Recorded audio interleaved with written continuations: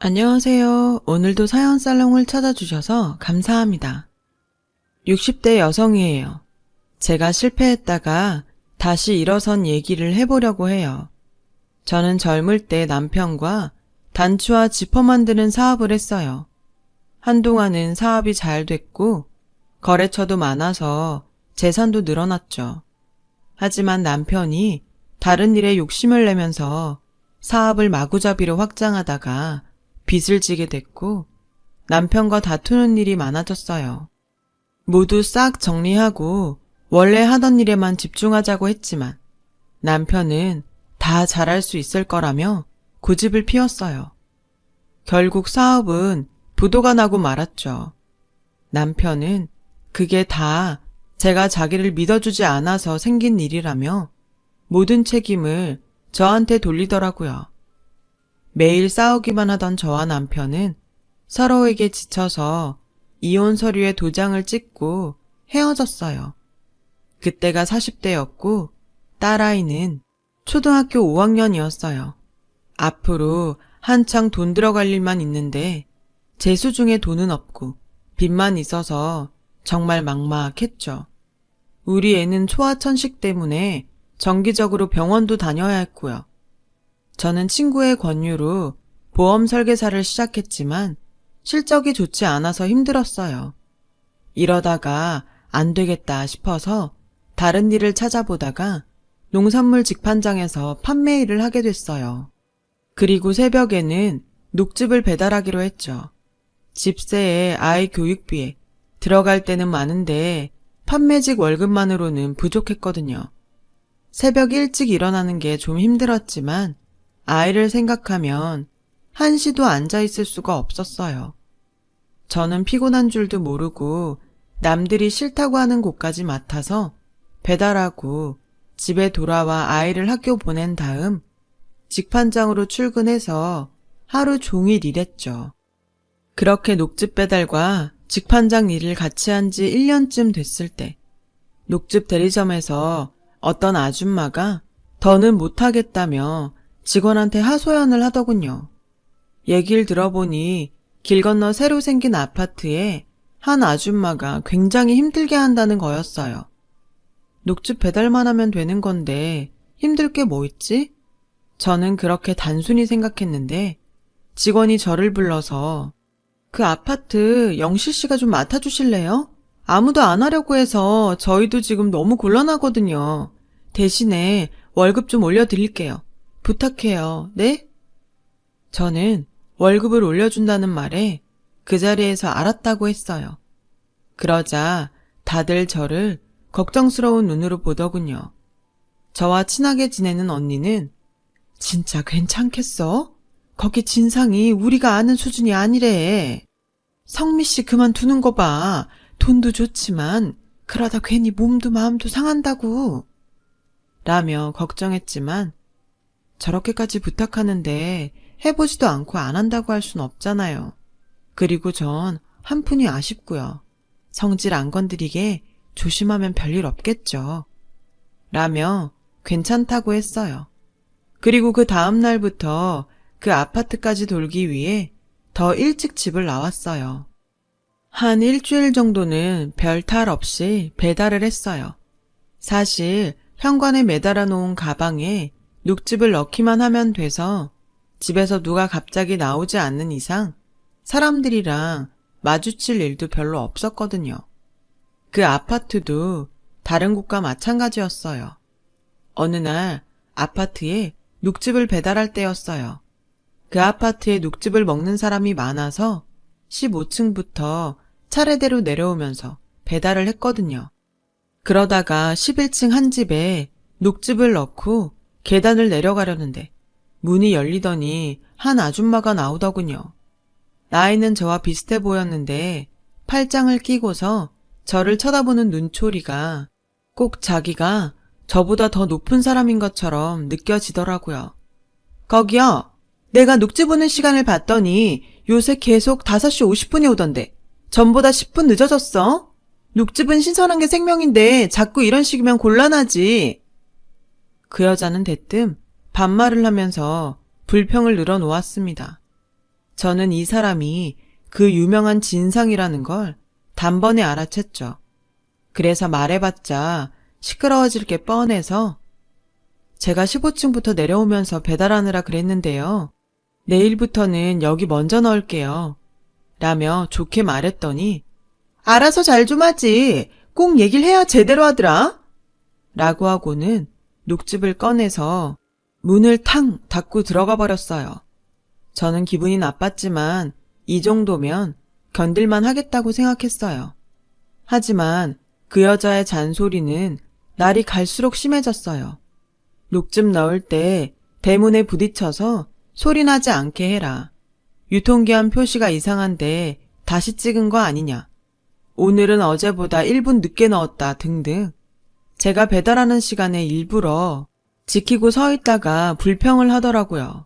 저는 그때마다 죄송하다, 주의하겠다, 일찍 오겠다라고 좋게 말하면서 넘어갔지만 매번 다른 일로 잔소리를 하니 점점 피곤해졌어요. 하지만 대리점에서는 한 명이라도 배달이 끊기면 안 된다면서 비위 좀 잘 맞춰주라면서 오히려 저를 더 밀어붙였죠. 그런데 한 번은 제가 그 집에 녹즙을 배달하고 계단을 내려가는데 그 집 여자가 문을 빼꼼 열더니 쓰레기 봉투를 내놓으며 아줌마, 내려가면서 이것 좀 버리고 가. 라는 거였어요. 죄송하지만 제가 배달 때문에 그걸 들고 내려갈 수가 없는데요. 그리고 그건 쓰레기인데 쓰레기 쥐었던 손으로 녹즙 배달하는 걸 알면 사람들도 기분 나쁘잖아요. 그건 사모님이 버리시는 게 좋을 것 같아요. 라고 하자 아줌마, 그거 배달하고 얼마 받아? 그 돈이 다 내가 내는 돈에서 나가는 거야. 당신 받는 돈의 일부를 녹즙 값이라고 퉁쳐서 받아먹는 거라고. 그럼 잔말 말고 해야지. 그리고 이 새벽에 쓰레기를 들고 내려가는지 다른 봉투를 들고 내려가는지 다른 사람들이 알게 뭐야. 배달 끊어버리기 전에 얼른 갖다 버리고 가. 라며 제 손에 억지로 쓰레기 봉투를 떠넘기고는 문을 닫고 들어가 버리더군요. 너무 기가 막혔지만 일단 쓰레기 봉투를 계단 구석에 놓고 얼른 녹즙을 돌린 다음에 엘리베이터를 타고 다시 올라가서 쓰레기 봉투를 갖고 내려와 버렸어요. 그러고 보니 경황이 없어 10층을 빼먹은 것 같더라고요. 다시 올라가서 녹즙을 넣어두고는 버릇이 돼서 비상계단으로 내려오는데 눈물이 펑펑 나더라고요. 저는 소리 죽여 울면서 다음 층으로 갔죠. 그런데 거기서 한 아주머니가 나오시더니 저를 부르시더라고요. 새벽부터 고생이 많으세요. 이것 좀 드셔보세요. 라며 피로회복제를 주시는데 저도 모르게 펑펑 울었어요. 아주머니는 말 없이 따뜻하게 제 손을 잡아주셨죠. 11층 여자는 그 후에도 쓰레기 버려라, 파 한 단 사다 달라. 정말 이해 안 되는 갑질을 계속했지만 그럴 때마다 10층 아주머니께서 저를 다독여 주셨고 저도 그 덕에 힘을 내고 다닐 수 있었어요. 그러면서 서로 얘기를 나누게 됐고 조금씩 친해졌죠. 한 번은 11층 여자가 자기 아들 소풍 간다며 새벽 장사하는 분식집에서 김밥이랑 라볶이를 사다 달라고 하는 거예요. 저는 진짜 이를 악물고 이번이 마지막이라는 마음으로 심부름을 했어요. 그런데 그 다음날 아파트 공동현관에서 저를 기다리던 그 여자가 자기 아들이 그거 먹고 식중독에 걸렸다며 난리를 피우는 거였어요. 우리 아들 어떡해, 우리 아들. 괜히 남이 준 거 먹여가지고 멀쩡한 애 망쳐놓고. 사모님, 진정하세요. 아이 곧 괜찮아질 거예요. 라고 하는데 갑자기 그 여자가 제 뺨을 철썩 때리더군요. 순간 정말 눈에서 불이 번쩍 하는 것 같았어요. 얼얼한 뺨을 쥐고 주변을 보니 사람들이 전부 저를 쳐다보고 있었어요. 너무 창피하고 수치스러워서 자리를 뜨려는데 아니, 해도 너무하네요. 내가 새벽에 봤는데 아줌마가 여기 배달하시는 분한테 아들 소풍 간다고 분식집에서 김밥하고 라볶이 사다 달라고 하지 않았어요? 라는 말에 보니 10층 아주머니가 계신 거였어요. 그게 이분 잘못도 아니고 솔직히 소풍 김밥은 아줌마가 싸줬어야 되는 거잖아요. 이분은 심부름한 것밖에 없는데 그렇게 뒤집어 씌우면 안 되죠. 그러자 사람들이 11층 여자에게 어떻게 그러냐며 한마디씩 했고 저는 창피하긴 했어도 억울함을 풀고 그 자리를 벗어날 수 있었어요. 10층 사모님한테 너무 감사해서 김치를 담궈 갖다 드렸죠. 일하느라 바쁠 텐데 이런 걸 다 신경 썼어요. 정말 고마워요. 잘 먹을게요. 그러면서 아주머니는 또 제 딸아이 주라며 빵이며 과자를 잔뜩 챙겨서 봉투에 담아 넣어주셨어요. 그렇게 저희는 친분을 계속 유지했죠. 하지만 11층 여자가 갑질을 하는 건 정말 힘들었고 저도 더는 안 되겠다 싶어서 얼마 후 대리점에 얘기하고 그만두게 됐어요.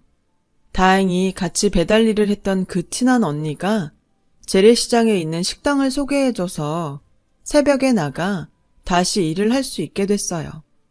식당 일로 옮기고 나서 10층 사모님에게 인사를 하려고 찾아갔어요. 그런데 그새 다른 사람이 들어와서 살고 있더군요. 혹시 사모님이 이사간 곳을 아냐고 물어봤더니 모른다더군요. 실망하고 돌아서는데 앞집에서 아주머니가 나와서 조용히 저를 불러 얘기하시더라고요. 그 집 아저씨 사업이 잘 안 돼서 집이며 세간 다 팔고 어디 작은 데로 이사간 것 같더라고요. 그 집 사람들 참 인격적이고 좋았는데 정말 안 됐어요. 그 얘기를 들으니 저도 정말 속상하더라고요. 그런 좋은 분들이 잘 되셔야 하는데 하고 말이죠.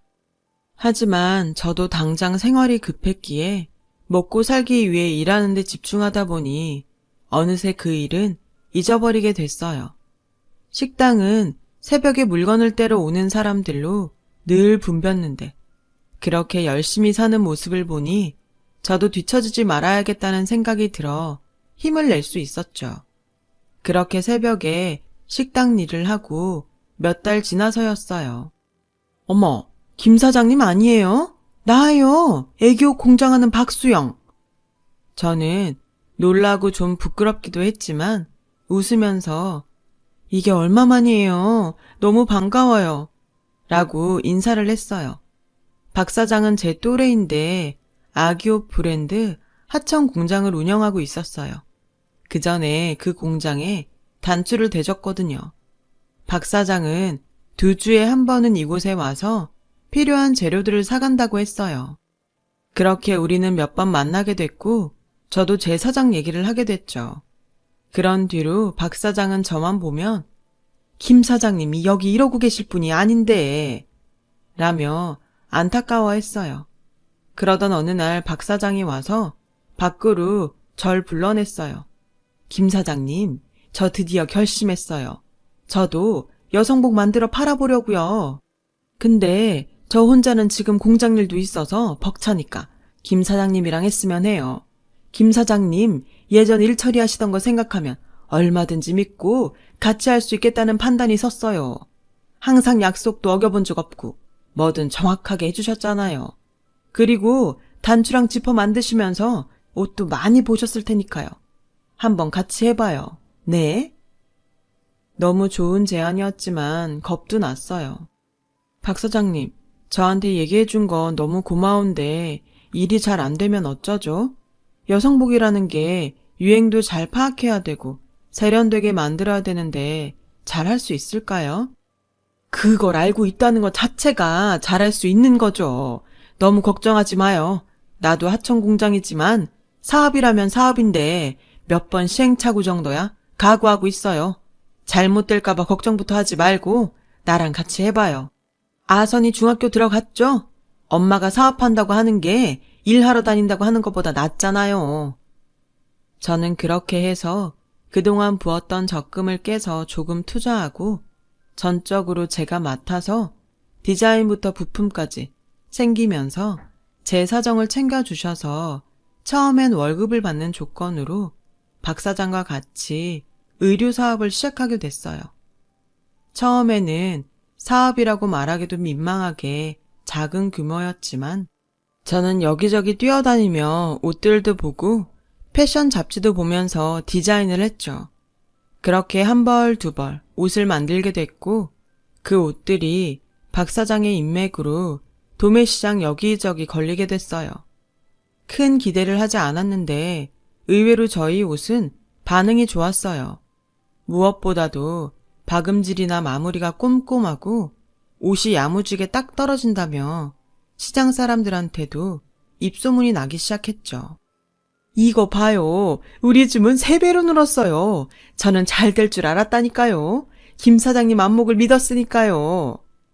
박 사장은 제 손을 잡고 좋아서 어쩔 줄 몰라 했고 저도 너무 좋아서 같이 하자고 해줘서 저한테 기회를 줘서 너무 고마워요, 박 사장님.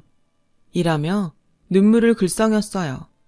그동안 직판장과 배달일, 식당일로 고생했던 것들이 한꺼번에 떠올랐거든요. 박 사장은 앞으로 더 잘 될 일만 남았다면서 우는 저를 토닥여 주었죠. 저희는 얼마 안 가서 직원을 더 두고 도매시장에 직접 가게를 냈어요. 전국 소매상들이 저희 옷을 사러 왔고 트렌드를 잘 파악한 저희 옷들은 정말 날개 돋친 듯 팔려나갔어요. 그리고 박 사장의 제안으로 온라인에 쇼핑몰을 열게 됐죠.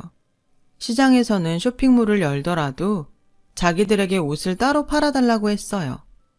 박 사장도 하청 공장을 정리하고 완전히 이쪽 일에 뛰어들면서 저희 사업은 더 커져갔습니다. 저는 남편이 사업 잘 된다며 이 일 저 일 벌려서 망했던 걸 떠올리면서 절대로 자만하지 말고 할 수 없는 일에 손대지 말자 결심했어요. 그렇게 해서 아이가 대학을 졸업할 때쯤에는 저희 쇼핑몰이 옷에 여성 구두와 가방까지 만들면서 자리를 잡았어요. 사업이 안정되면서 저는 적절히 투자도 하며 돈을 굴렸죠. 한 곳에 몰빵하지 않고 분산해서 관리한 덕에 꽤 짭짤하게 부수입을 올렸어요. 그러던 어느 날 딸아이가 결혼하고 싶은 사람이 생겼다며 집에 데려오겠다고 하더군요. 벌써? 네 나이면 아직 한참 친구들이랑 놀고 직장일에 빠져있을 텐데 결혼은 너무 이르지 않아? 엄마, 난 이 오빠가 너무 좋아. 얼른 결혼하고 싶어. 한번 만나보고 생각해줘. 내가 좋아하는 사람이잖아. 저는 어릴 때 소아천식으로 고생했던 딸에게 늘 약했어요. 사춘기를 거치면서 천식 증상은 점차 사라져 지금은 완치 상태가 됐지만 그래도 항상 마음 졸이게 되고 무슨 말이든 들어줄 수밖에 없었어요. 그래서인지 딸은 저한테 애교도 많고 어리광도 잘 부렸어요. 결국 저는 딸의 말대로 남자친구를 만나기로 했어요. 안녕하세요, 어머니.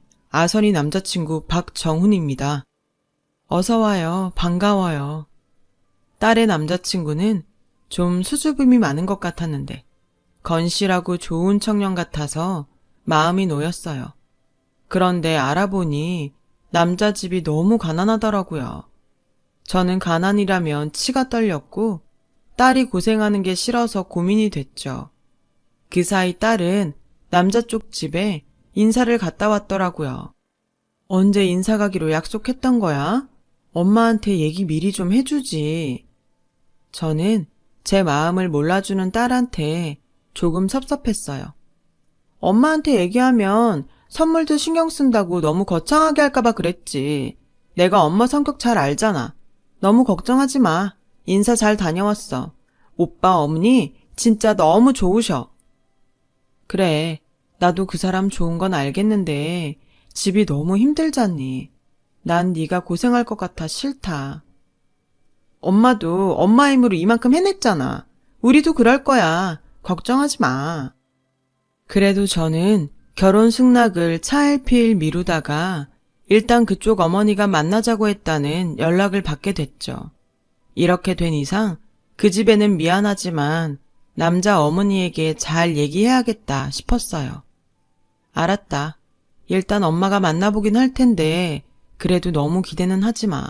엄만 네가 그래도 좀 여유 있는 집에 가서 편하게 사는 모습 보고 싶어. 엄마만 모르는 거 아니야. 근데 우리 좀 믿어주면 안 될까? 지금은 남자가 좋아서 뭐든 잘할 수 있을 거라고 생각하겠지만 사는 게 그렇게 만만한 게 아니야. 엄마가 다 겪어봐서 잘 아니까 하는 말이야. 어쨌든 정훈이 어머니 만날게. 예의에 어긋나는 일은 안 할 테니까 그건 걱정 말고. 그런 걱정은 안 해. 엄마가 그럴 사람도 아니고. 딸은 말은 그렇게 하면서도 못내 원망스러운 눈으로 저를 보더군요. 그리고 약속 날이 돼서 만나기로 한 카페로 갔어요. 남자 어머니는 좀 나이가 있어 보이고 수수한 차림이었지만 인상이 따뜻하고 좋아 보였어요. 사업하시느라 힘드실 텐데도 딸을 참 잘 키우셨어요. 저희한테 아선이 같은 며느리 과분하다는 거 잘 압니다. 우리 집이 변변하지 않아서 걱정하시는 부분도 이해하고요.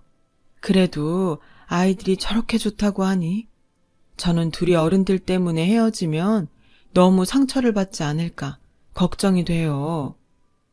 너무 맞는 말만 하니 할 말이 없어지더라고요. 게다가 인품도 너무 좋고 선해 보이셔서 결혼 못 시키겠다는 말도 못하고 차만 마시고 있는데 이상하게 낯이 익다는 생각이 들었어요. 처음 볼 때부터 어디서 본 것 같은 인상이었거든요. 그래도 어디서 봤는지 생각이 나질 않았어요. 저는 잠깐 화장실에 다녀오겠다며 자리를 떴어요. 그리고 돌아오는데 남자 어머니가 서빙 직원에게 뭔가 얘기를 하고 있었어요.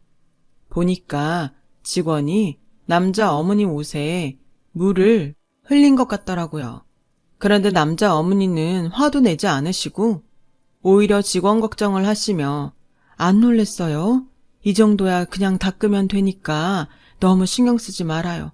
물이 뜨겁지도 않은데요, 뭘. 그제야 생각났어요. 딸의 남자친구 어머니는 녹즙 배달할 때 11층 여자 때문에 힘들 때마다 저를 위로해주고 제 편이 되어주셨던 사모님이었어요. 저는 그 자리에서 눈물을 쏟고 말았어요. 사모님, 저예요, 사모님. 아선이 어머니, 갑자기 왜 이러세요? 진정하세요. 그새 무슨 일 있으셨어요? 저예요, 저. 예전에 땡땡 아파트에 녹즙 배달하던 사람이요. 그러자 사모님이 저를 다시 자세히 보시더니 제 손을 잡고 반가워 어쩔 줄 몰라 하셨어요. 어머, 정말 그러네요. 어떻게 이렇게 만났을까? 너무 반갑고 잘 살아줘서 고마워요. 죄송해요, 사모님. 제가 못 살 때 그런 차별을 받았으면서 사람을 보지 못하고 저도 똑같은 일을 저지르고 말았네요. 제가 그 11층 여자랑 다른 게 뭐가 있을까요? 사모님 덕분에 제가 얼마나 힘이 되고 위로가 됐는데. 제가 펑펑 울자 사모님은 제 등을 다독이시며 부모 마음이야. 다 그런 거 아니겠어요? 전 다 이해해요. 괜찮아요. 누구나 내 자식이 좀 더 편하게 살았으면 하고 바라잖아요. 정말 죄송해요. 그리고 감사합니다. 덕분에 제가 그 힘들었던 시간 잘 이겨내고 살았어요. 사모님은 남편 사업이 부도가 나서 거의 쫓기듯 이사를 가셨고 그 다음부터는 일이 잘 안 풀려서 계속 힘들게 사셨다고 해요. 그래도 아들, 딸 대학은 졸업시키자는 마음으로 두 분이 열심히 일하셔서 지금은 시장에 반찬 가게를 내셨고 아이들도 다행히 공부 잘해서 좋은 대학 가고 직장도 좋은 데 갔다고요. 제 얘기를 들은 딸도 눈물을 흘렸어요. 엄마, 그때 녹즙 배달 가던 거 나도 기억나. 항상 힘들어서 혼자 울고 그랬잖아. 그때 엄마 위로해준 분이 오빠 어머니였구나. 정말 너무 감사하다. 그래, 그러니까 결혼하고 나서도 어머니한테 잘해야 돼. 알았어? 엄마, 그럼 우리 결혼 허락해 주는 거야? 엄마가 생각이 짧았어. 돈보다 중요한 게 사람인데. 그거 잊지 말라고 이렇게 사모님 집과 인연이 된 것 같아. 엄마, 정말 고마워. 딸은 저를 끌어안고 좋아했고 저도 기뻤어요. 그런 좋은 부모님이 있는 집안이라면 뭘 해도 될 거라는 믿음도 있었고요. 그 사모님의 아들인데 더 볼 것도 없었죠. 저와 사모님은 그 뒤로도 자주 만나서 아이들 결혼식 준비도 같이 하며 예전보다 더 친해졌어요. 그리고 두 분이 아직도 반찬 가게에 딸린 방에 사신다고 하더라고요. 그래서 그 주변에 조그마한 전셋집도 마련해 드렸습니다. 그러지 말라고 한사코 말렸지만 저는 꼭 받아달라고 했어요. 저 그때 사모님 안 계셨으면 어떻게 됐을지 몰라요. 아마 버틸 힘이 없어서 나쁜 마음을 먹었을 거예요. 그럼 우리 아선이도 지금처럼 잘 크지 못했을 거고요. 이게 다 사모님 덕분이에요. 제가 우리 딸 위해 투자한다 생각하시고 받아주세요. 사모님, 아니 사부인은 정말 고맙다면서 눈물을 흘리셨어요. 아이들은 모두의 축복 속에 결혼했고 그 뒤 저와 사도는 같이 여행도 다니고 맛집도 찾아다니며 정말 재밌게 잘 살고 있어요. 사람 일은 아무도 모르는 것 같아요. 저도 항상 베풀고 살도록 노력하면서 그렇게 살아가려 합니다. 살다 보면 돌고 돌아 제 자식들에게도 좋은 일들이 더 생기겠죠. 제 얘기 들어주셔서 정말 감사하고요. 모두들 행복하고 좋은 하루 되시길 바랄게요. 그럼 다들 건강하세요. 여러분, 사연 댓글에 응원과 현명한 조언 부탁드려요. 좋아요와 구독은 저에게 큰 힘이 됩니다. 오늘도 좋은 일 가득하세요.